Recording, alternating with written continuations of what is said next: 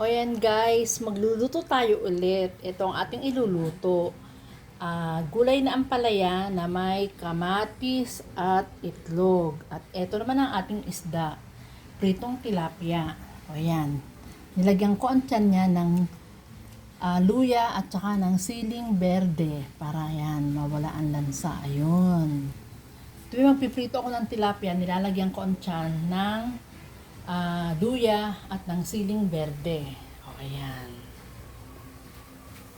At eto naman ang ating kawali. Pinapatuyo pa natin ang tubig. O, ayan guys. Mainit na ang ating kawali. Lagyan natin ng mantika.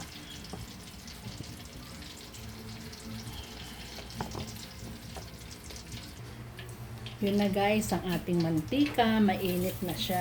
So, ilagay na natin ang ating tilapia.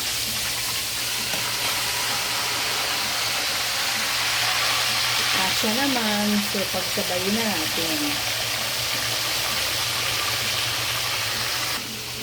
Ilagay na natin ang ating sibuyas.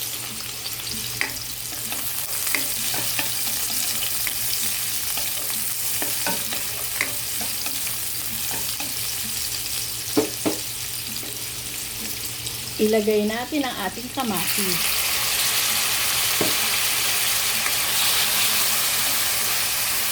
Gigisahin natin mabuti ang sibuyas at saka ang kamatis.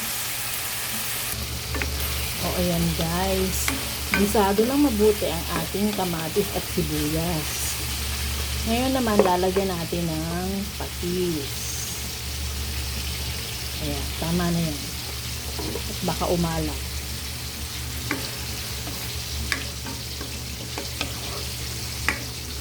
Ang bango-bango guys, kung andito lang kayo. Ito naman ang aking isda. Ayan, tagal pa yan. Ngayon guys, ilagay natin ang ating ampalaya. Ayan.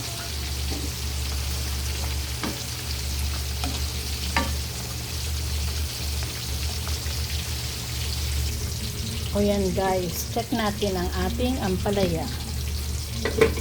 Kumusta na ba siya?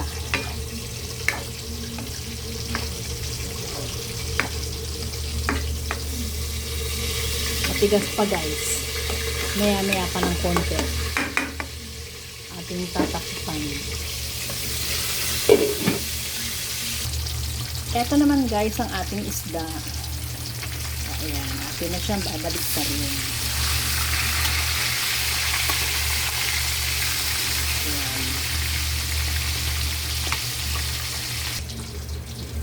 Check natin ulit guys. Saka pwede na ilagay ang itlog. Pwede na yan.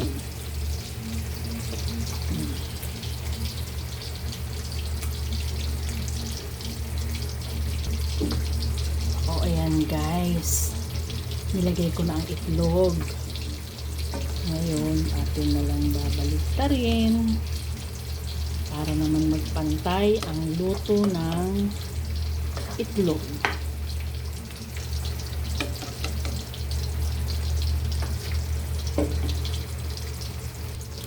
O ayan guys, luto na ang ating gulay, ampalaya with kamatis at itlog. Very simple.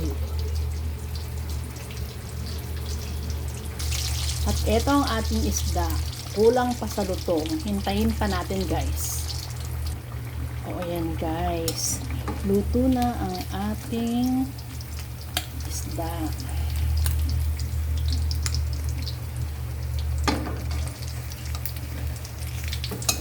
Crispy na yan.